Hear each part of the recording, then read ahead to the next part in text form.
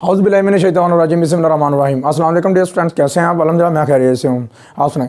हम कर रहे हैं MDH 101 की सीरीज, जिसका लेक्चर स्टार्ट करेंगे इंशाल्लाह 41, जिसमें हम पढ़ेंगे कि सीक्वेंसेस की टाइप्स और सीक्वेंस की डेफिनेशन और मोनोटोन सीक्वेंस क्या होती है और मोनोटोन सीक्वेंस की टाइप्स, ठीक है। और हम ऐड टू डेट इसमें यह पढ़ेंगे कि आप के पास अगर कोई भी सीक्वेंस आती है तो उसका ग्राफ किस तरह ड्रा किया जाता है या ग्राफ कैसे ड्रा करते हैं, ठीक है जी। अगर आप हमारे चैनल पर न्यू हो, सबसे पहले हमारे चैनल को सब्सक्राइब कर लें और बेल आइकन के बटन लाजमी प्रेस करें, क्योंकि आपको पूरी की पूरी सीरीज़ यहाँ से मिलेगी। 41 है, देखें आगे आपको पूरे के पूरे 45 भी मिलेंगे। समझ आ गई बात की? तो हमारे लिंक को ज़्यादा से ज़्यादा शेयर कर दिया करें, लाजमी शेयर किया करें, क्योंकि देखें ना हम आपके लिए कर रहे हैं तो आपको सिर्फ एक शेयर करना है, एक शेयर 2 सेकंड का टाइम भी नहीं लगता शेयर करने के लिए। क्या ख्याल है? ठीक है ना। तो व्हाट्सअप ग्रुप्स और फेसबुक ग्रुप्स में लाजमी हमारे लिंक को शेयर कर दिया करें और अपने कैंपस में अपने जूनियर्स को भी बताएं लाजमी कि चैनल को जो है ना आप सब्सक्राइब करें और बेल आइकन को बटन को लाजमी प्रेस करें, नोटिफिकेशन आता रहे, क्योंकि बाद में अगर हम घूम गए ना तो मिलना नहीं हमने, ठीक है ना। बड़े काम के बंदे हैं, बड़े काम का ये प्लेटफॉर्म है, ठीक है ना। तो ध्यान से काम के बंदों को कभी हाथ से ज़ाया नहीं होने देते, ठीक है ना। अपने काम के बंदों को ढूंढते हैं, तो हम तो आपको मिल गए हैं, खुद आ गए हैं आपके पास, तो ध्यान से, ठीक है ना। चैनल को सब्सक्राइब करें और बेल आइकन का बटन लाजमी प्रेस करें, क्योंकि नोटिफिकेशन मिलता रहे कि काम के बंदे का नोटिफिकेशन आ गया, ठीक है ना। चलें स्टार्ट करते हैं जी। Sequences and monotone sequences. सबसे पहले हम सीक्वेंस की बात करेंगे कि सीक्वेंस क्या बला है, क्या चीज़ है, ये किससे मतलब कि कहाँ से ये क्या आ गई, ये मैथ के अंदर क्या रोल अदा करती है और ये कहाँ से आ गई और ये किस बुक से ली गई है, वही बताऊंगा मैं। BSc की जो बुक है SM यूसुफ साहब की, मेथड की बुक है, मेथड की, चैप्टर नंबर 8 है, ठीक है ना। इनफाइनाइट सीरीज़, क्या नाम है उसका? Infinite series. वहाँ से ये ना टॉपिक्स उठाए गए हैं, ओके। 45 तक मेथड से ही टॉपिक्स उठाए गए हैं, लेकिन फ़र्क ये है कि chapter number 1 complex, chapter number 1 से थोड़े से वो उन्होंने मतलब सीरीज़, साइन की सीरीज़, कोस की सीरीज़, e की पावर की सीरीज़, ln की सीरीज़, ये ठीक है ना। लास्ट वाले लेक्चर जो है ना 45 44 ये वाले चैप्टर नंबर 1 से कम्प्लेक्स के, और चैप्टर नंबर जो 8 है इनफाइनाइट सीरीज़ 41 42 43 वहाँ से, और first year FSC chapter number 6 sequence and series वहाँ से, यू अंडरस्टैंड। और एक और बता दूँ, मज़े की बात है, class 9th chapter number 7 arts, ठीक है, आर्ट्स, वहाँ से जमी सिलसिला, ज़रबी सिलसिला, यू अंडरस्टैंड उर्दू में। तो इंग्लिश में वो मतलब कि आपके पास क्या आएगा, अर्थमेटिक सीक्वेंस और ज्योमेट्रिक सीक्वेंस, जो मैंने उर्दू में नाम बोले, ओके। ये चीज़ें उधर से उठाई गई हैं। फॉर्मल डेफिनेशन पढ़ेंगे, सिंपल डेफिनेशन पढ़ेंगे, एग्जाम्पल करेंगे, सम फॉर्म पढ़ेंगे, खलारा खलौरा, ठीक है ना, मतलब कि सीधे खोल के नंबर हम पढ़ेंगे, यू अंडरस्टैंड ना। चलें स्टार्ट करते हैं। सीक्वेंस क्या होती है, वो मैथ के अंदर हम पढ़ते हैं सक्सेशन, मतलब कि किसी नंबर को सक्सेस करके आगे जाना है, मतलब कि एक नंबर ऐसे है, दूसरा नंबर ऐसे है, फिर ऐसे है, लेकिन उनके दरमियान में जो डिफरेंस है वो सेम हो, वो एक ऐसा आपको सिलसिला दिखाए, एक ऐसा मतलब कि आपको रूल दिखाए कि आप एंड वाले नंबरों को भी देखें तो उनके दरमियान भी डिफरेंस जो है ना सेम दिखाई दे। तो देन वो 2 तरह से हो सकता है, number 1 arithmetic sequence, number 2 geometric sequence, ठीक है ना, ज़रबी सिलसिला या जमी सिलसिला, ऐसे हो सकता है। तो देन मैं दिखाता हूँ आपको एग्जांपल जब देखेंगे आप, ओके। स्टार्ट करते हैं जी। In is a succession of numbers, number की सक्सेस, नंबर बढ़ते हैं एक तरतीब के साथ, उससे हम क्या कहते हैं, सीक्वेंस कहते हैं, ठीक है ना। तो फॉर एग्जाम्पल 2 4 6 8, देखो डिफरेंस चेक करो, 2 के हिसाब से, ठीक है। 10 आएगा, 12 आएगा, 14 आएगा, 16 आएगा, 18 आएगा, 20 आएगा, 22 आएगा, up to so on, you understand ना। समझ लगी बात की? इसी तरह एंड 1 2 3 4 काउंटिंग भी एक सीक्वेंस ही होती है भाई, ठीक है ना, ये भी याद रखिएगा। चलें उसके बाद है फॉर्मूला देख लेते हैं। 2 4 6 8 का फॉर्मूला अगर देखें, फॉर्मूले के अंदर हम बंद करने की कोशिश करें तो 2n, बेसिकली 2n भला क्या होता है, इवन नंबर, जुफ्त तादाद, पंजाबी में पता क्या कहते हैं इससे, जोटा, क्या कहते हैं, जोटा, ठीक है ना। तो देखो ज़रा 2n को बाउंड कर दिया n = 1 से लेकर प्लस इन्फिनिटी तक। तो देखो ज़रा n = 1 लगाओ, 2 एकम 2 लगाओ, 2 2 4, 3 लगाओ, 2 3 6, 4 लगाओ, 2 4 8, 5 लगाओ, 2 5 10, देख लो, समझ लग रही बात की। ये कैसे आपने कर दिया, ब्रैकेट लगा के n इक्वल टू 1 से लेकर 1 goes to plus infinity.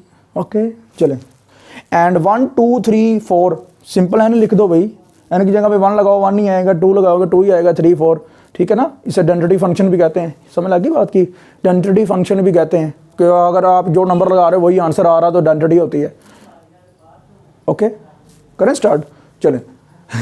Example है आपके पास कि list the first 5 terms of sequence. आप लगा करो, आपके पास एक सीक्वेंस है, उसके पहले 5 नंबर बताओ कौन से होंगे, पहले 5 नंबर बताओ, 1 2 3 4 5।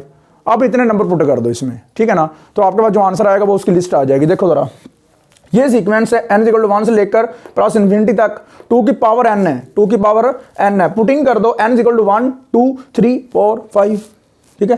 तो जहाँ पे 2 की पावर n है तो यहाँ पे आप क्या करो, 1 लगाओ, 2 की पावर 1 2 ही आ गया, 2 की पावर 2, 2 की पावर 3, 2 की पावर 4, 2 की पावर 5, जहाँ पे n है ना वहाँ पे मैं पावर रिप्लेस कर रहा हूँ।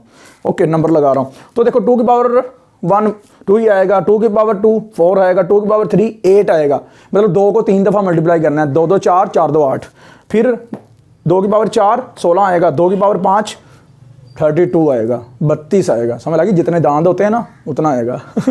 चलें आगे स्टार्ट करते हैं। सीक्वेंसेस है, सीक्वेंसेस को हम ऐसे भी लिख सकते हैं, जैसे ये में फॉर्मल डेफिनेशन है, A1 ये लिखा हुआ है, A1 A2 A3 A4, ये पता नहीं कैसे रिमूव हो गया, A1 A2 A3 A4 in some form AN, देखो ना इसे बोलते हैं सबक्रिब, ये जो बेस में लिखा होता है ना नंबर, सबक्रिब बोलते हैं। A1 A2 A3 वेरिएशन इधर हो रही है, तो यहाँ पे AN छोटा सा n, छोटा सा साल लगा दिया, n इक्वल टू 1 से लेकर प्लस इन्फिनिटी लगाते जाओ, ये आता जाएगा, ये सम फॉर्म है। फॉर्मल डेफिनेशन देख लेते हैं, जो मैंने आपको कहा था ना, फॉर्मल डेफिनेशन भी करेंगे हम। फॉर्मल डेफिनेशन है, a sequence or infinite sequence is a function whose domain is the set of positive integers that is. Okay देख लो, सीक्वेंस की दूसरी डेफिनेशन भी है, ये पेपर में पूछ सकता है, या तो वो सिंपल सी या फॉर्मल डेफिनेशन, ये फॉर्मल है, ये ध्यान से हमने कर लेनी है, ठीक है ना। तो कहता है कि ना एक आपके पास इनफाइनाइट सीक्वेंस है, वो ऐसा फंक्शन होता है जो कि उसका जो आंसर आता है उसकी जो डोमेन है ना वो पॉजिटिव इंटीजर्स में से आती है, पॉजिटिव इंटीजर्स में से आती है। पॉजिटिव इंटीजर जो होते हैं ना उसमें से जो आंसर आते हैं ना वो फंक्शन के आंसर होते हैं, उसी को हम सीक्वेंस कहते हैं, ये वो कह रहा है। ओके आगे हम करते हैं। जी स्टूडेंट्स, अगर हम आगे बात करें तो अल्टरनेट नोटेशन है, किसी भी सीक्वेंस को आप फंक्शन भी कह सकते हो, तो मैं फंक्शन के बराबर अगर लेट कर लेता हूँ, तो देखो मैं क्या करता हूँ, n जो है 1 से लेकर अप टू 100 है, मैं जो भी इधर नंबर लगाऊंगा, जो भी फंक्शन का आंसर आएगा वो पॉजिटिव इंटीजर में से ही आएगा। पॉजिटिव इंटीजर लगा रहा हूँ, आंसर भी उनमें से ही आ रहा है, तो इट मीन कि वो उसकी डोमेन होगी। समझ आ गई ना बात की। तो चलें, ग्राफ ऑफ सीक्वेंसेस ये आपके पास सीक्वेंस है, सबसे पहले उसे आपने फंक्शन लेट करना है, y के इक्वल लेट कर लेना या f ऑफ x कर लेना, जैसे मर्जी कर लेना, और बाद में मैंने n की जगह पे क्या किया, x रिप्लेस कर दिया, और देखो इसकी जो लिमिट है वो n इक्वल टू 1 से लेकर पॉजिटिव इन्फिनिटी है, तो इट मीन के x greater than equal to 1, मतलब x की सबसे छोटी वैल्यू जो होगी वो 1 होगी, अप टू 100 होगा वो, ठीक है जी। अब देखो ग्राफ के ऊपर बात कर लेते हैं। x एक्सिस पे आपने क्या करना है, 1 से लेकर 5 तक नंबर लिख दें, फिर बाद में क्या करना है, 1 से लेकर 5 तक जरूर लिखना है, मैंने वैसे लिखे हैं अपने आसानी के लिए। तो देखो मैं x की जगह पे 1 लगा के देखता हूँ, 1 बाय 1 आंसर y का 1 आया, तो मैंने 1 लगा दिया, ठीक है। बाद में मैंने 2 लगाया तो 1 बाय 2 आ गया, वो 0.5 आएगा, तो वो मैंने 0.5 जो है ना, मतलब वो छोटा है तो ज़रा मैंने पहले लिख दिया और बाद में 1 लिख दिया, ठीक है ना। अब देखो x की जितनी बड़ी वैल्यू लगाओगे ना, y उतना छोटा हो जाएगा, y उतना छोटा होता जाएगा। तो इट मीन के देखो आपने जब x यहाँ पे 1 लगाया था तो आपका y का आंसर आया था 1, यहाँ से ग्राफ शुरू हो गया, फिर आपने x यहाँ पे 2 लगाया था तो आपका आंसर आया था 1/2, मतलब और नीचे आ गया, और आप 3 लगाओगे x की जगह पे यहाँ पे तो 1/3 0.33 आ जाएगा, और y और छोटा हो गया। वो देखो गौर से देखने वाली बात है, y का जो ग्राफ है वो नीचे जा रहा है, नीचे जितना x बड़ा होता जा रहा है उतना ही आप देखो कि y का ग्राफ नीचे x एक्सिस के पैरेलल होता जा रहा है, तो इट मीन कि जितना ही आपका मतलब कि x बड़ा होगा वो आपका जो y का ग्राफ वो x एक्सिस के साथ ही मिल जाएगा। इसका मतलब है वो कब मिलेगा, जब प्लस इन्फिनिटी को अप्रोच करोगे तो आपका जो ये ग्राफ है बिल्कुल इसके ऊपर आ जाएगा। ओके समझ आ गई ना बात की। लो जी, उसके बाद है लिमिट ऑफ सीक्वेंस। गिवन है आपके पास ये एक आपके पास सीक्वेंस है n+1, इसे आप लेट कर लो y = x+, मैंने डायरेक्ट कर ली y = x+1, मैंने ऐसे नहीं किया कि 1/n करके फिर रिप्लेस किया है, ठीक है ना। तो इसका मैंने क्या किया है, इसके अंदर आप लिखो x = 1 से लेकर अप टू सोन है, तो जहाँ पे x है वहाँ पे 1 लगाओ, 1 लगाओगे क्या आंसर आएगा, 2 आएगा। देखो हाँ जी, x 1 लगाया तो आंसर आया 2, फिर आपने x 2 लगाया तो आंसर आया 3, फिर आपने 3 लगाया तो आंसर आया 4। तो आपका ग्राफ जो ना ऊपर को जाएगा, ठीक है ना, भाई जहाज बन जाएगा PIA ठीक है, क्लियर है ना। चलें आगे स्टार्ट करते हैं। डेफिनेशन है आपके पास, सिंपल सी डेफिनेशन है आपके पास, क्लियर है। आपने ये करना है कि आप इस डेफिनेशन के अंदर एक कन्वर्ज सीक्वेंस की डेफिनेशन को कैसे फॉलो करोगे। देखो ज़रा ध्यान से, एक sequence is said to be converge, उसे कन्वर्ज तब कहा जा सकता है टू द लिमिट, जब उसकी limit L if given any epsilon greater than 0। ये पेपर में आ चुका है। एप्सिलॉन क्या चीज़ होती है, एप्सिलॉन एक छोटा सा पॉजिटिव नंबर होता है, ये क्विज में आएगा, ठीक है ना।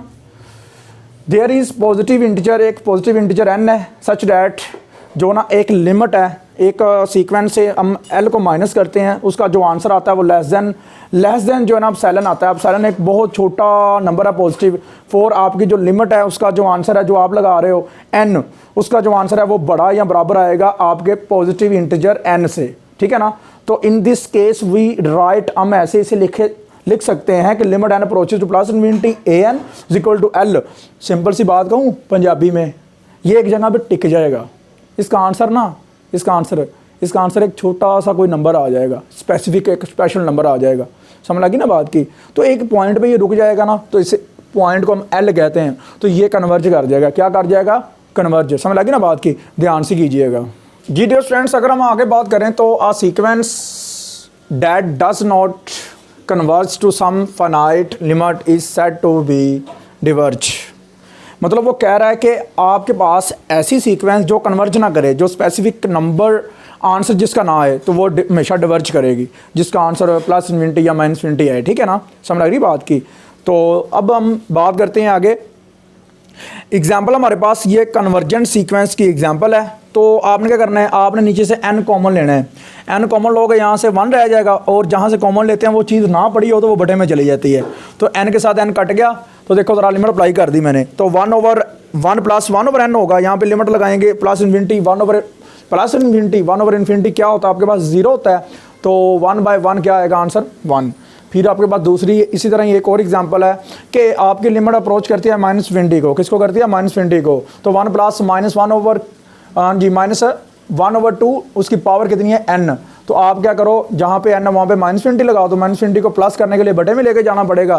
किसी की पावर इन्फिनिटी कितना होता है, इन्फिनिटी होता है, समझ लगी ना बात की, क्या होता है, इन्फिनिटी होता है। और 1/∞ क्या होता है, वो आपके पास 0 होता है, 1 + 0 = 1। ओके, इसी तरह आपके पास थ्योरम है, बहुत इंपॉर्टेंट है, मोस्ट इंपॉर्टेंट है, पेपर में आए हुए हैं और आ भी जाएंगे इंशाल्लाह, इनमें से एक पक्का आएगा।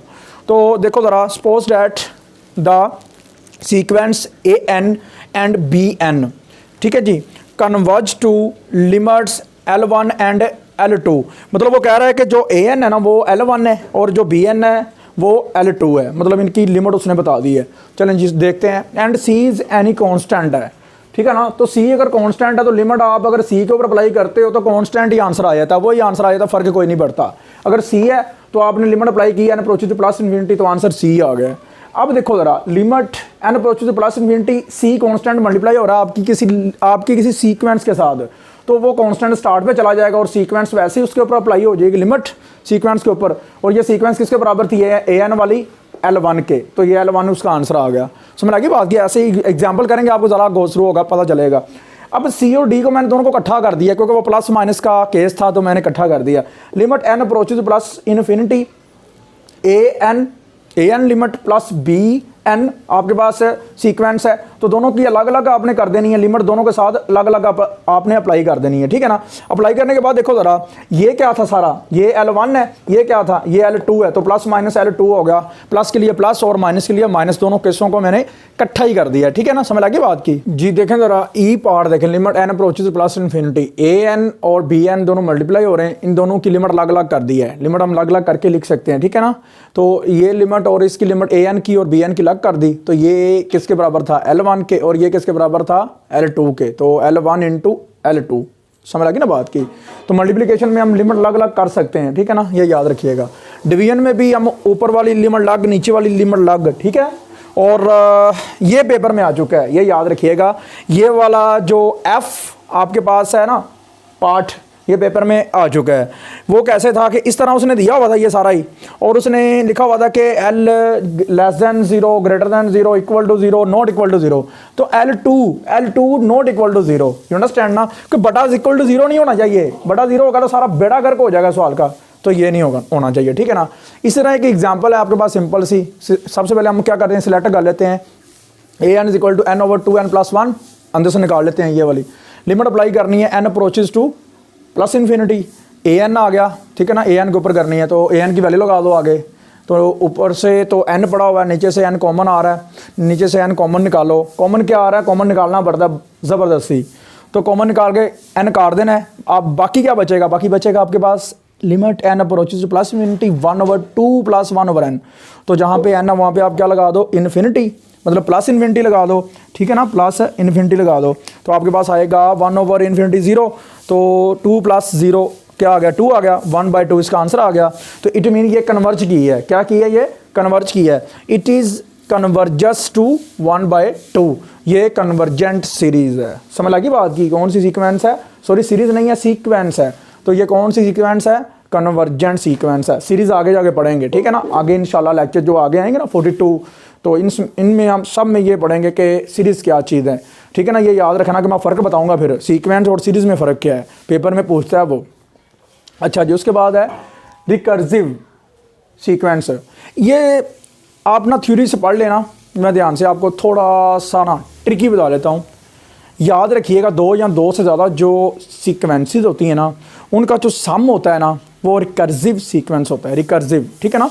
और जो वो उनका जो आंसर आता है ना, मतलब कि जो 2 या 2 से ज़्यादा जो सीक्वेंसेस मिलके बनाती हैं तीसरी सीक्वेंस, हमेशा बात याद रखिएगा, वो जो सीक्वेंस होगी ना, वो फॉर्मूला होता है रिकर्जन फॉर्मूला। क्या होता है, रिकर्जन, जैसे रिकर्सिव सीक्वेंस है ना, वो रिकर्जन फॉर्मूला बन जाएगा, यू अंडरस्टैंड ना। तो देखो ज़रा एग्जाम्पल है, let an be the sequence defined by a1 is equal to 1 and the recursion formula an plus 1, an plus 1 is equal to 1/2, an plus 3 over an, जबकि n जो है ना वो ग्रेटर देन इक्वल टू 1 है, n 1 से start होता है और अप टू सोन जाता है इन्फिनिटी तक, ठीक है ना। अब आपने क्या करना है, रिकर्जन फॉर्मूला जो बना उसमें आपने बारी बारी आपने n को रिप्लेस करते जाना। उसने पूछा नहीं है कितना, लेकिन ये एक समझ लें कि एक एग्जांपल है आपको एक एक्सरसाइज करवाने के लिए कि अगर रिकर्जन फॉर्मूला आपके सामने आ जाता है तो आपने कैसे डील करना है उससे, ठीक है ना।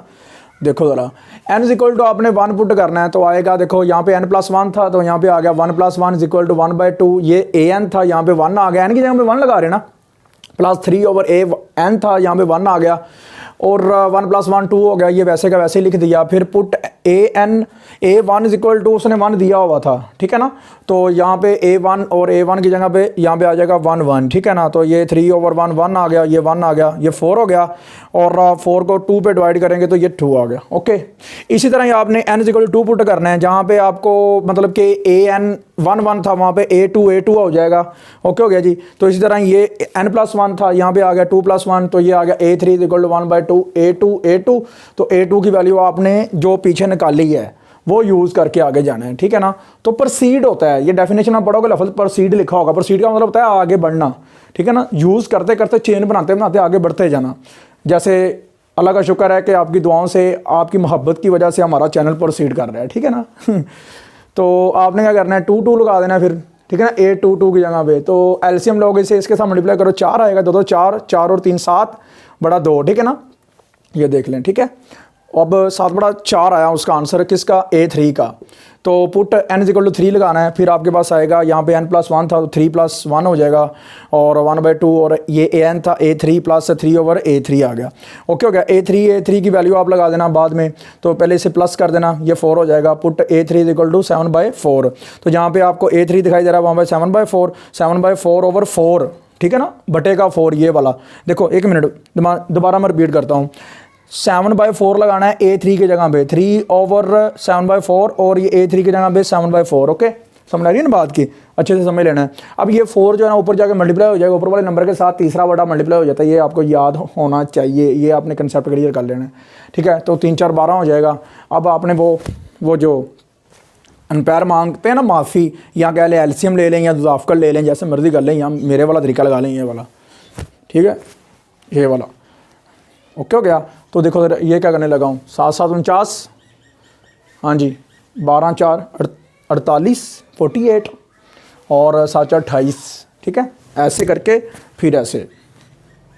तो आपके पास दोनों को ऐड करोगे 97 आएगा, और ये 28, और ये 1/2 के साथ मल्टीप्लाई होगा, 1 के साथ ये वैसे आ जाएगा, 2 के साथ मल्टीप्लाई होगा तो 56। ओके जी डियर फ्रेंड्स, आगे हम अगर बात करें तो आपके पास मोनोटोन आ गया है, मोनोटोनिसिटी उसकी टेस्टिंग आ गई है। अब एक बात याद रखिएगा, मोनोटोन सीक्वेंस या मोनोटोनिकली सीक्वेंस तब होती है जब वो इंक्रीज़ करे या डिक्रीज़ करे, या नॉन इंक्रीज़ करे या नॉन डिक्रीज़ करे। ये आप लिख लें उर्दू में, ठीक है ना। इसकी डेफिनेशन मैं गो थ्रू करवाऊँगा, इसलिए मैंने नोट्स पकड़ लिए हैं हैंड में पहले ही, ठीक है।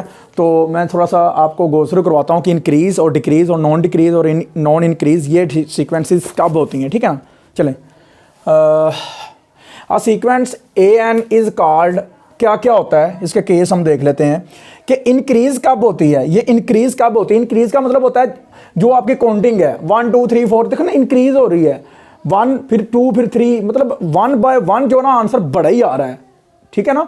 तो देखो ज़रा, आपकी सीक्वेंस जो होगी A1 जो छोटा होगा, A2 बड़ा होगा, फिर A2 छोटा होगा, A3 बड़ा होगा, फिर A3 छोटा होगा, AN बड़ा होगा, तो बढ़ती जा रही है, इंक्रीज होती जा रही है।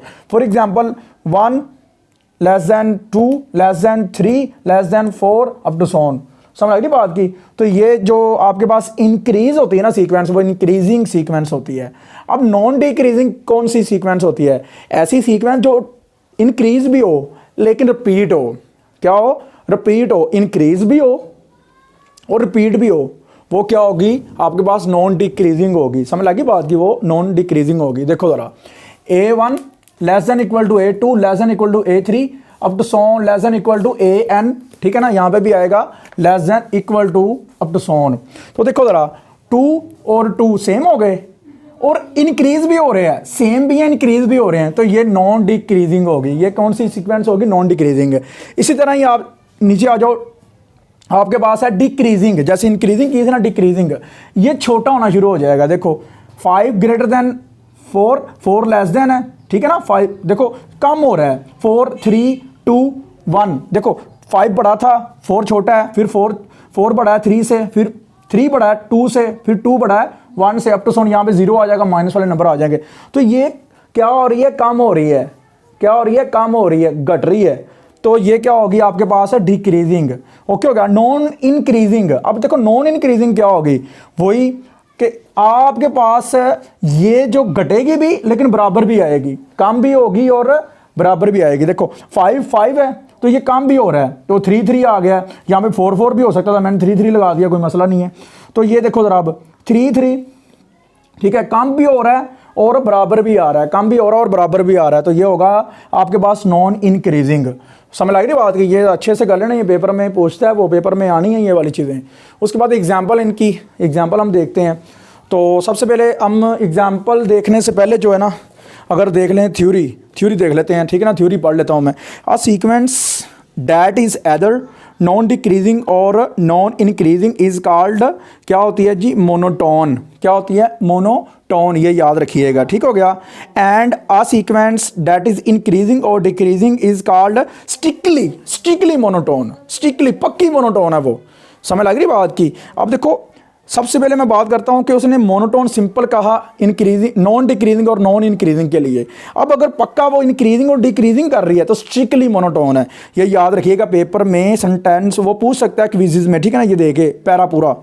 तो अब उसके बाद देखो ज़रा क्या लिखा उसने, ऑब्जर्व किया जी data strictly monotone is monotone but not conversely, मतलब कह रहा है जो स्ट्रिक्टली मोनोटोन होती है वो मोनोटोन ही होती है, लेकिन ये उसका उलट हो ये मुमकिन नहीं हो सकता, ये नॉट पॉसिबल है। ठीक है ना, समझ लग रही बात की, इतना ज़्यादा डेप्थ में जाने की ज़रूरत नहीं है, बस इतना ही आप याद रखिएगा कि इसका कन्वर्सली मुमकिन नहीं है।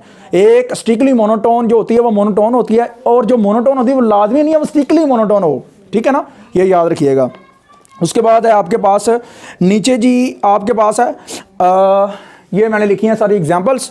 तो देखो ज़रा 1/2, 2/3, 3/2 मतलब बढ़ रही है। ठीक है ना, बड़े के नीचे एक एक नंबर बढ़ रहा है। देखो 2, 3, देखो अब आप आगे चलते जाओगे आपके पास क्या आंसर आता जाएगा, n+1 है। तो देखो ज़रा आपके पास इंक्रीज हो रहा है आंसर, कैलकुलेटर पकड़ के देख लीजिएगा कि 1/2, 2/3 का आंसर बढ़ता है आ रहा है। देखो 1.5 आ गया, अप टू सोन, तो ये इंक्रीजिंग है। समझ लग रही बात की, ये इंक्रीजिंग है।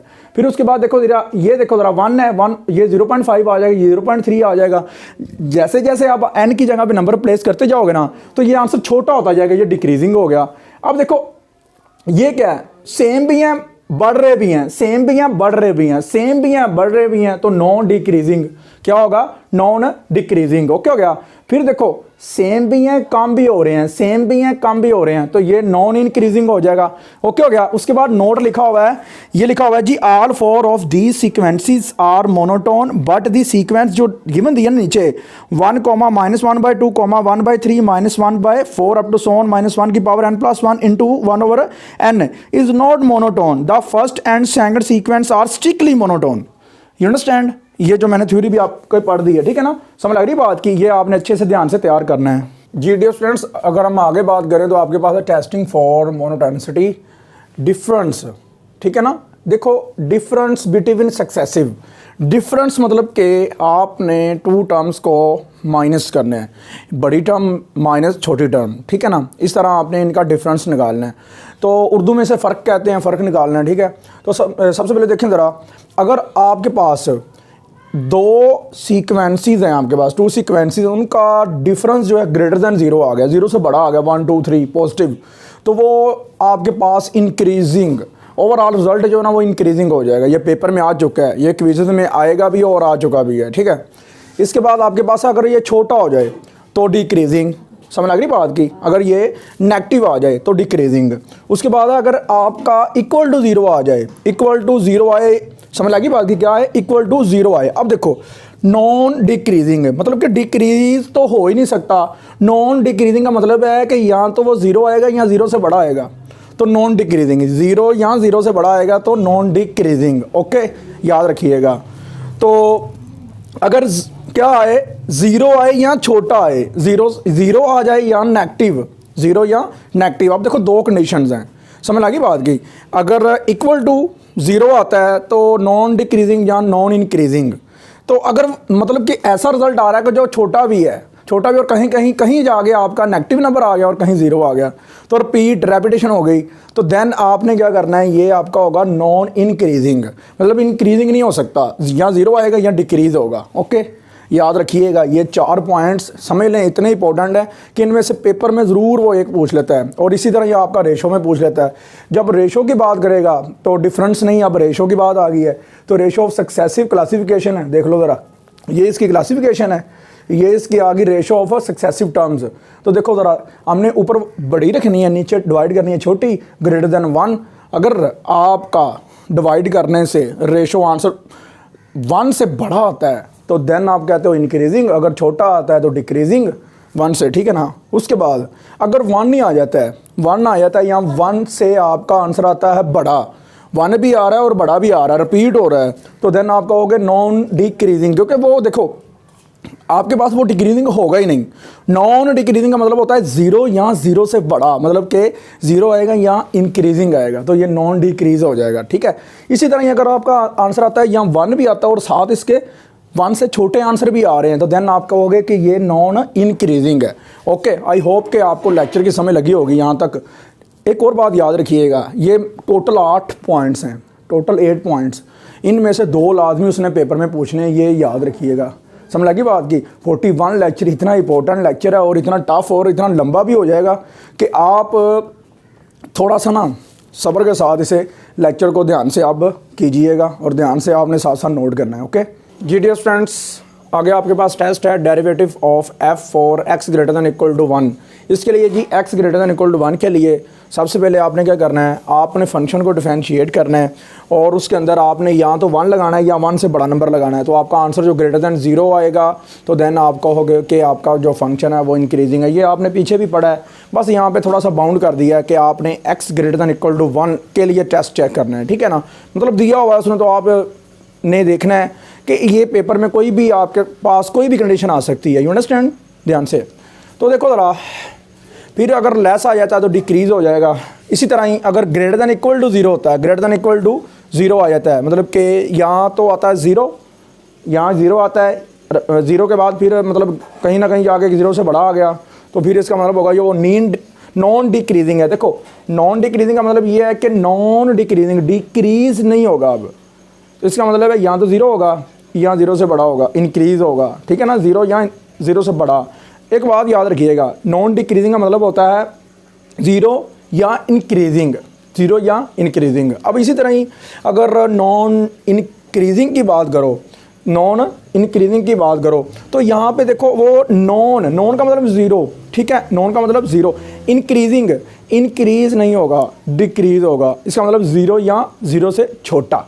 समझ लगी बात की, ये याद रखिएगा। अब छोटी सी एग्जांपल है, इस एग्जांपल को आपने शो करना है इंक्रीजिंग। क्या शो करना है? इंक्रीजिंग। क्या? इंक्रीजिंग। बार बार रिपीट करके बता रहा हूँ, ठीक है। तो सबसे पहले आपने लेट कर लेना है A N is equal to, ठीक है ना, ये लास्ट वाली टर्म है ना एन फॉर्म में, इसे आपने ए एन लेट कर लेना है n over divided by n plus 1। उसके बाद रिप्लेस करना आपने, एन की जगह पे एन प्लस 1 लगा देना, ठीक है। तो जहाँ पे एन है वहाँ पे आपने एन प्लस 1 लगा देना, ठीक है। ये देखो n plus 1 n plus 1 n plus 1 plus 1, ठीक है। तो ये 2 हो जाएगा। अब देखो n plus 1 divided by n plus 2। उसके बाद आपने निकालना है bye difference method, bye difference method. वो क्या है आपके पास कि आपने बड़ी जो है आपके पास सीक्वेंस बन जाएगी n प्लस 1 वाली माइनस ए एन वाली, ठीक है ना, ए एन वाली। ओके, इसकी वैल्यू लगा देनी है आपने ए एन प्लस 1 की, फिर आपने ए एन की लगा देनी, इसे इसके साथ मल्टीप्लाई कर देना, इसे इसके साथ कर देना है, इन दोनों को आपस में कर देना है। समझ लो कि एलसीएम ले लिया ऐसे करके, ठीक है ना, जो मैंने आपको तरीका बताया है। तो आपने स्केयर ओपन करना है, ए का स्केयर प्लस बी का स्केयर प्लस 2ab, ये फॉर्मूला लग गया यहाँ पे ए प्लस बी का स्केयर वाला, और माइनस एन को अंदर मल्टीप्लाई कर दिया, minus N square minus 2n, ठीक हो गया। और उसके बाद आपने क्या करना है, एन का स्केयर वैसे ही आ गया, 1 का स्केयर 1 नहीं होता है, इनको मल्टीप्लाई करेंगे 2n आएगा, इन दोनों को कैंसिल कर देंगे, देन आपके पास ये भी कैंसिल हो गया, सिर्फ 1 बचा है, ठीक है। अब देखने वाली बात है कि आपके पास ये टर्म बची है 1 over n plus 2 n plus 1। यहाँ पे ना आप क्या करके देखो, आप एक चीज़ करके देखो कि आपके पास आपका जो आंसर है वो हमेशा याद रखना 0 नेगेटिव नहीं आ सकता, नेगेटिव नहीं आ सकता। आपका जो आंसर आएगा वो आपका पॉजिटिव ही आएगा, ठीक है ना। तो पॉजिटिव ही आने का मतलब है कि एक और ट्रिक है, ये भी मैं आपको दिखा लेता हूँ। कैलकुलेटर अपने हैंड में पकड़ लो, देखो ज़रा, 1 डिवाइडेड बाई 2 करो, ठीक है, फिर 3 डिवाइडेड बाई 2 डिवाइडेड बाई 3 करो, 3 डिवाइडेड बाई 4 करो, इसका आंसर आएगा 0.5, इसका आंसर आएगा 0.6 समथिंग, इसका आएगा 0.7 समथिंग। मतलब कि इंक्रीज़ हो रही है, ये सीरीज़ बड़ी हो रही है, आंसर बड़े हो रहे हैं। तो ये स्ट्रिक्टली मोनोटोन होती है। ये क्या होती है? Strictly monotone. पेपर में डायरेक्ट ये क्विज में पूछ सकता है, ये दे के कि आया कि ये बताओ ये कौन सी सीरीज़ है, तो आपने कहना है स्ट्रिक्टली मोनोटोन। क्या है ये? Strictly monotone. ऐसी सीरीज, ऐसी सीक्वेंस जो कि आपको बेसिकली कंसेक्टिवली लगातार बढ़ती हुई दिखाई दे, उसे आप कहते हो स्ट्रिक्टली मोनोटोन। कि ये स्ट्रिक्टली मोनोटोन हो रही है, इंक्रीज़ हो रही है। समझ लगी बात की? जो स्ट्रिक्टली मोनोटोन नहीं होती, ठीक है, वो क्या होता है? बढ़ती है बराबर हो जाती है, बढ़ती है बराबर हो जाती है। ये होती है आपके पास मोनोटोन। क्या होती है? मोनोटोन। लेकिन जो सिर्फ बढ़ ही रही है, ये देखो ना, बड़ा आंसर, बड़ा, उससे बड़ा, उससे बड़ा, अप टू सोन लास्ट पे जाके पता चला कि 0 से बड़े ही आंसर आएंगे। यहाँ पे कोई नेगेटिव टर्म ही कोई नहीं है, यहाँ पे सारे पॉजिटिव हैं। तो इसका मतलब हो गया ये स्ट्रिक्टली मोनोटोन है। क्या ये? स्ट्रिक्टली मोनोटोन है। मैं बार बार रिपीट कर रहा हूँ, ठीक है ना जी। देन आपके पास एक एग्जांपल है, इसे आपने अब रेशो सक्सेसिव के साथ चेक करना है कि ये इंक्रीज़ कैसे होती है। तो सबसे पहले वही काम करना है, लेट करना है an रिप्लेस करना है n by n plus one, ठीक है ना, समझ लगी बात की। तो वो क्या आया, प्लेस करके n plus one divide by n plus two और by ratio successive test an plus one ऊपर डिवाइडेड बाय an नीचे, ठीक है ना, ऐसे किया था ना, समझ लगी बात की।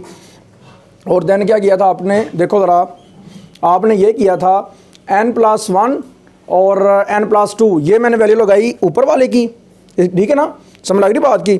और डिवाइडेड बाय नीचे लगाने की वैल्यू की बजाय मैंने लगा किया, मैंने बटा उल्टा के लिख दिया है, आप ऐसे लिख लीजिएगा, ठीक है ना, ये गलती से आप बच जाएंगे। ऊपर आपने an प्लस वन की वैसे लिखनी है, नीचे जब लिखने लगे ना मल्टीप्लाई डाल के आपने क्या करना है, वो नीचे वाली वैल्यू को उल्टा करके लिखना है, रेसिप्रोकल, ठीक है ना, समझ लग रही बात, कैसे करके लिखना है, फिर इसे इसके साथ मल्टीप्लाई कर देना, इसे दोनों को आपस में मल्टीप्लाई ये कर देना है। देन क्या आएगा, स्क्वायर ओपन करो, a का स्क्वायर प्लस b का स्क्वायर प्लस 2ab, नीचे n को अंदर मल्टीप्लाई कर दो, n स्क्वायर प्लस 2n, ठीक है ना। अब एक बात याद रखिएगा, रेशो सक्सेसिव 0 पे कंपेयर नहीं करते थे हम, 1 पे कंपेयर करते थे, याद है ना। तो आपका जो आंसर आएगा ना, वो आपका आंसर आएगा 1 से ग्रेटर। वो कैसे आएगा, अब चेक करके देख लेते हैं। देखो ज़रा, आपकी जो लिमिट स्टार्ट हो रही है वो हो रही है x greater than equal to 1 लिखा हुआ था, ऐसे था ना, समझ लगी बात की। आपका जो टेस्ट था इस सीरीज़ के लिए चेक करने के लिए, अब देखो x greater than equal to 1, यहाँ पे हम वेरिएबल चेंज कर दिया, हमने n ले लिया है, ठीक है ना। तो n greater than equal to 1, यहाँ तो 1 आए या 1 से बड़ा आए, ठीक है ना, इंक्रीजिंग हो जाएगा। देखो ज़रा देख लें क्या किया मैंने 1 लगा के चेक किया है, तो n की जगह पे 1 का स्क्वायर प्लस 1 वैसे ही आ गया, प्लस 2 इंटू 1 कितना आ गया 2, और ये 1 का स्क्वायर 1, ये 2, तो ये आया 4/2, तो आंसर आया 2 ग्रेटर दैन 1, तो इंक्रीज़ हो गया। क्या हो गया, ये आपके पास ये सीरीज़ इंक्रीज़ होगी। ओके, समझ लगी बात की, ये चीज़ें आपने ध्यान से ज़रा देखनी है। उसके बाद है आपके पास है इन्वेंचुअली मोनोटोन। इन्वेंचुअली मोनोटोन क्या होती है, इन्वेंचुअली मोनोटोन ये होती है कि आपका किसी स्पेसिफिक नंबर पे जाके ना आपकी सीरीज़ इंक्रीज़ हो जाती है, इंक्रीज़ हो जाती है या डिक्रीज़ हो जाती है। इस तरह की जो आपके पास सीरीज़ होती है इन्वेंचुअली मोनोटोन, समझ लगी बात की। तो ये याद रखना आपने कि ये बेसिकली कौन सी सीरीज़ है आपके पास। तो देखो ये जो एग्जांपल है मेरे पास, ये 10 पे जाके जो है ना इंक्रीज़ होगी, 10 पे जाके। तो इन्वेंचुअली की ये एग्जांपल है, बेस्ट एग्जांपल है। सबसे पहले आपने क्या करना है, an कह देना है, ठीक है ना, सीरीज़ 20 से निकाल के, फिर replace n by n plus 1 कर देना है। ओके, फिर आपने बाय रेशो सक्सेसिव टेस्ट लगाना है, मेथड लगाना है। वो हम वैसे करते थे, an प्लस 1 ऊपर और डिवाइड बाय an प्लस 1 वाली वैल्यू वैसे ही लिखनी है, मल्टीप्लाई डाल के आपने इसका क्या करना है, रेसिप्रोकल आगे मल्टीप्लिकेशन की शक्ल में लिखना है। यू अंडरस्टैंड ना जी डियर स्टूडेंट्स। अगर हम आगे बात करें तो ये आपने एज इट इज़ लिख देना है और ये भी एज इट इज़, लेकिन आपको एक पता होना चाहिए कि आप किसी भी फैक्टोरियल को ओपन कैसे करते थे। आप करते थे ऐसे, देखो n का फैक्टोरियल है तो आप करते थे n इंटू n-1, एक एक कम करते जाते थे। क्या ख्याल है, समझ लगी ना बात की। तो ऐसे ही मैंने किया है, n प्लस 1 का फैक्टोरियल मैंने ओपन किया तो n प्लस 1 समझ लो कि n की जगह पे मैंने एज इट इज़ वैसे लिख दिया और एक कम किया, तो 1 में से 1 ख़त्म, तो सिर्फ n रह गया, तो ये बनेगा n का फैक्टोरियल। तो इन दोनों को मैंने कैंसिल कर दिया और 10 की पावर n है, बेस सेम है, ऊपर ले जाकर मैंने माइनस कर दिया, तो n के साथ n कैंसिल, 10 की पावर 1 वैसे बच गई और डिवाइड बाई n प्लस 1 आ गया। और ये देखें ज़रा, अब यहाँ पे है कि एकदम से इन्वेंचुअली मतलब कि आपने इसे डिक्रीज़ कर दिया किस नंबर के ऊपर, ये आपको वो पूछ सकता है पेपर में कि ये आया कि किस कांस्टेंट नंबर के ऊपर ये डिक्रीज़ हो गया है, ठीक है ना, कब ये डिक्रीज़ होगा। इस तरह के वो क्विज़ पूछ सकता है पेपर में कि अगर एक सीरीज़ दे देता है, वो पूछ लेता है ये कहाँ पे डिक्रीज़ होगा, n ग्रेटर दैन 2 पे, n ग्रेटर दैन 5 पे, n ग्रेटर दैन 10 पे, n ग्रेटर दैन 20 पे, ठीक है। तो ये कहाँ पे होगा, देखो ये होगा n greater than equal to 10 पे। कैसे, यहाँ पे लिखो ज़रा 10 प्लस 11, 10 डिवाइडेड बाई 11, 1 से छोटा आंसर आएगा। रेशो टेस्ट चल रहा है ना, रेशो सक्सेसिव टेस्ट चल रहा है, तो आपका जो आंसर आएगा वो 1 से छोटा आएगा, तो डिक्रीज़ हो गया। यू अंडरस्टैंड ना। तो मैंने लिखा है it is decreasing when n greater than equal to 10। You understand, I hope ये कंसेप्ट की समझ लगी होगी। यहाँ पर अगर 20 होता तो आपने 20 लगा के चेक करना था, यहाँ पे आ जाना था n greater than equal to 20। समझ लगी ना बात की। पेपर में कोई भी कॉन्स्टेंट यहाँ पे रख सकता है 10 की जगह पे। इसी तरह आपके पास थ्योरम है, थोड़े दिमाग को खोलने वाले हैं, मैंने MSc में पढ़े थे। मैंने एमएससी में कैलकुलस में पढ़े थे ये, ठीक है ना, ध्यान से करने वाले हैं। ओके चलें, थ्योरम है if A1 less than equal to A2 less than equal to A3, ठीक है ना, less than equal to up to so on AN less than equal to up to so on, ठीक है जी। ये एक नॉन डिक्रीजिंग है, मतलब कि इक्वल और ग्रेटर आंसर आ रहे हैं। ये एक नॉन डिक्रीजिंग मतलब कि सीक्वेंस है, ऐसी सीक्वेंस जो सेम नंबर लेके आती है या सेम से हट के बड़े नंबर लेके आती है, तो होती है नॉन डिक्रीजिंग। तो केस दो बनेंगे इसके, टू पॉसिबिलिटीज़ हो सकती हैं, दो केस हो सकते हैं।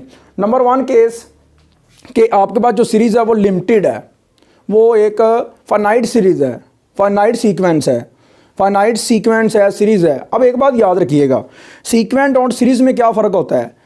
सीक्वेंस वो होती है जो एक तरतीब के साथ लिखी होती है और दरमियान में कॉमाज लिखे होते हैं, कॉमे लगे होते हैं। और सीरीज़ वो होती है जो कॉमों की जगह पे प्लस लिखा होता है। क्या लिखा होता है? प्लस लिखा होता है, वो होती है सीरीज़। यू अंडरस्टैंड ना। सम की फॉर्म में जो नंबर होते हैं वो सीरीज़ होती है और जो कॉमाज की फॉर्म में होती है वो सीक्वेंस होती है। याद रखिएगा, मैंने बताना था लेकिन मैंने कहा चलो बता ही दूंगा, एंड पे जाके बताऊंगा, ठीक है ना। ठीक है ना। तो केस वन में क्या है कि ऐसी सीक्वेंस जो कि महदूद है, फाइनाइट है, उसका एक m नंबर, आखिरी नंबर भी m होगा, कोई ना कोई पड़ा होगा, कोई कांस्टेंट m पड़ा होगा, वो उसकी अपर बाउंड होगी। अपर मतलब बड़ा नंबर होगा, सबसे अपर बाउंड होगा। इसके कंसेप्ट हैं, लोअर बाउंड होती है और अपर बाउंड होती है। रियल एनालिसिस एमएससी की जो बुक है कैलकुलस, उसमें मैंने ये पढ़ा था, ठीक है। तो m is upper bound, m क्या है? एक अपर बाउंड है। अगर सीरीज आपके पास फाइनाइट है, क्या है? फाइनाइट है, ठीक है ना। फाइनाइट है, सीरीज है, यहाँ मतलब कि आपके पास सीक्वेंस जो है ना वो फाइनाइट है, महदूद है। तो उसकी एग्जांपल मैं यहाँ पे पहले एग्जांपल आपको क्लियर करवा लेता हूँ। For AN less than equal to M, यही है ना केस। देखो 1 1 2 2 3 3 4 4, इसकी अपर बाउंड जो होगी 4 होगी। पेपर में क्विज में पूछा होगा, ये चीज़ें पूछी जा चुकी हैं। इसकी अपर बाउंड बताओ इस सीरीज़ की क्या है, ठीक है ना, इस सीक्वेंस की क्या है। तो आपने अपर बाउंड इस तरह बतानी है, जो सबसे बड़ा नंबर होगा वो आपकी अपर बाउंड होगी। You understand. Case two, no upper bound. Upper bound कब एग्जिस्ट नहीं करती? जब सीरीज आपके पास इनफाइनाइट आ जाती है। तो देखो जरा, limit n approaches plus infinity AN is equal to plus infinity, तो आपकी यहाँ पे अपर बाउंड एग्जिस्ट करेगी नहीं। तो देखो जरा, केस टू के लिए मैंने क्या किया है, for limit n approaches plus infinity AN is equal to plus infinity 1 1 2 2 3 3 4 4 up to so on plus infinity. You understand ना, समझ लगी बात की। प्लस के नंबर हैं तो सारे मैंने क्या कर दिया, प्लस इन्फिनिटी कर दिया, तो इसकी अपर बाउंड एग्जिस्ट करती नहीं है जी। डियर स्टूडेंट्स, अगर हम आगे बात करें तो आपके पास है सीरीज नॉन इंक्रीजिंग। क्या है नॉन इंक्रीजिंग? मतलब कि भला क्या हो रहा है नॉन इंक्रीजिंग? मतलब आपकी बड़े से छोटे की तरफ डिक्रीज़ हो रही है और इक्वल भी आ रहे हैं, ठीक है ना, उसे कहते हैं नॉन इंक्रीजिंग। अब देखो, वो मैंने केस वन के लिए देखें ज़रा, AN एक सीरीज़ है greater than equal to M है, M एक लोअर बाउंड है। तो देखो ज़रा इसकी एग्जांपल देख लो। For example 5 5 4 4 3 3 2 2 1 1। अब 1 क्या होगी? इसकी लोअर बाउंड होगी, देख लो। सो 1 इज़ लोअर बाउंड। ओके, समझ लगी बात की। इसी तरह ही केस टू में क्या होगा, जब लोअर बाउंड एग्जिस्ट नहीं करती, नो लोअर बाउंड, तो limit n approaches to plus infinity AN is equal to minus infinity. Minus infinity भला क्या ज़ाहिर करवाया गया है? ये ज़ाहिर करवाया गया है ये सबसे छोटा तरीन नंबर है, ठीक है ना, ये उसकी लोअर बाउंड है। इसकी एग्जांपल देख लो, 2 2 1 1 0 0 -1 -1। तो देखो ज़रा, अप टू सोन, मतलब कि कोई इसकी लिमिट ही कोई नहीं है, इनफाइनाइट सीक्वेंस है ये वाली, तो इसकी तो लोअर बाउंड होगी नहीं। समझ लगी बात की। तो इसका नेगेटिव में आंसर आएगा कहीं जाके, तो वो डिवर्ज हो जाएगी। जिसकी लोअर बाउंड नहीं होगी, अपर बाउंड नहीं होगी, वो सीरीज़ हमेशा याद रखना क्या होगी, वो सीक्वेंस हमेशा डिवर्ज होगी, कन्वर्ज नहीं होगी। इसी के ऊपर एग्जांपल भी है एक छोटी सी, देख लो। ये एग्जांपल है, इसे आप लेटर कर लो। AN is equal to N over N plus 1। तो अप्लाई लिमिट करो, N approaches plus infinity converge करने के लिए प्लस इन्फिनिटी लिमिट अप्लाई करते हैं।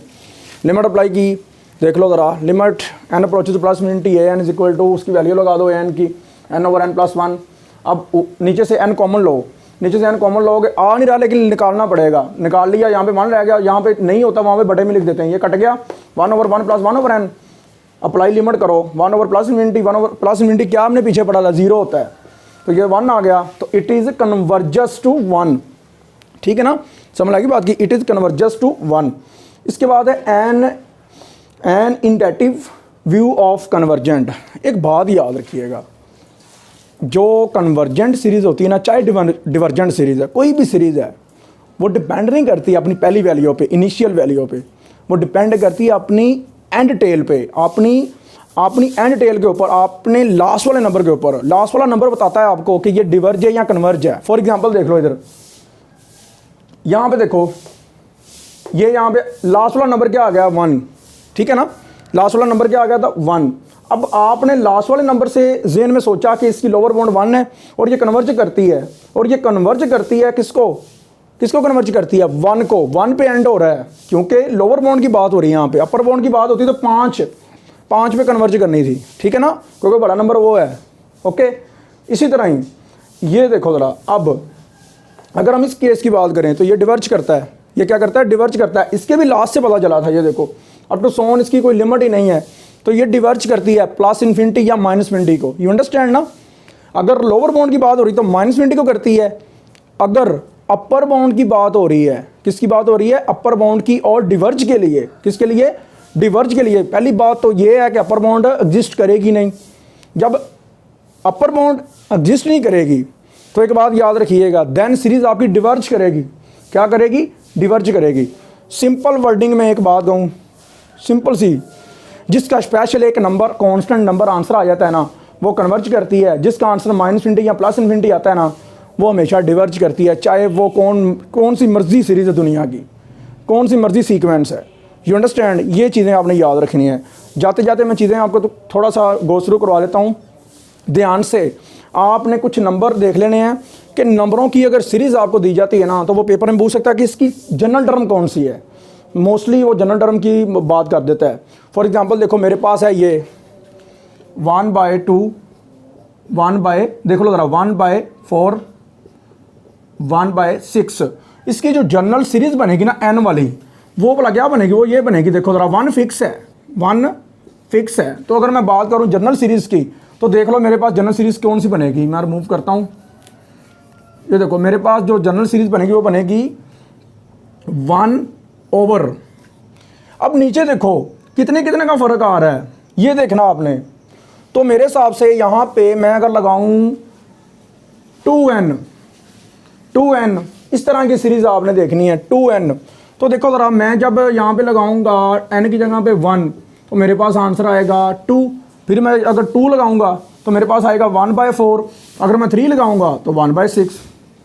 समझ लगी ना बात की। ये कुछ चीज़ें हैं जो आपने याद रखनी है। इस तरह की टर्म्स वो पूछता है जर्नल पेपर में, सिंपल सी दे देता चीज़ें, और ये कह देता है कि आप ना इसकी जनरल सीरीज़ बनाओ। तो वो आपने मेंटली तौर पे इस तरह प्रिपेयर होना है। कोई ऐसी सीरीज़ भी होती है जिसका ये होता है, देखो ज़रा 1/3, ठीक है ना, 1/5, 1/3, 1/5 आने का मतलब क्या है भला, देखो ज़रा, ये आप ऐसे लगाओ 2n + 1 करो तो ये सीरीज़ बन जाएगी। देखो अब 1 लगा के देखो इसकी जगह पे, 2 × 1 + 1 कितना बन गया, 1/3। फिर आप 2 लगा के देखो, 2 2 4, 4 और 1 5। समझ लगी बात की। इस तरह की सीरीज़ आपने देख लेनी है ध्यान से। और एक और मैं आज का एक क्विज़ आपको बता देता हूँ। जिस सीरीज़ या सीक्वेंस के -1 की पावर n होती है, -1 की पावर n होती है, वो याद रखना कि वो डिपेंड करेगी n के ऊपर, n इवन है या ऑड है, n इवन या ऑड है। समझ लगी ना बात की। और याद रखिएगा कि ये हम आगे जाके बड़े तफसीलन से पढ़ेंगे कि ऐसी सीरीज़ जिसकी पावर या सीक्वेंस आपके पास कोई कांस्टेंट नंबर आ जाते हैं तो उसकी पावर n होती है, तो वो कौन सी सीरीज़ होती है। इंशाल्लाह जल्द मिलेंगे, दुआओं में याद रखिएगा। आई होप आपको लेक्चर समझ लगी होगी। अच्छे से लेक्चर कीजिएगा। अल्लाह हाफिज़।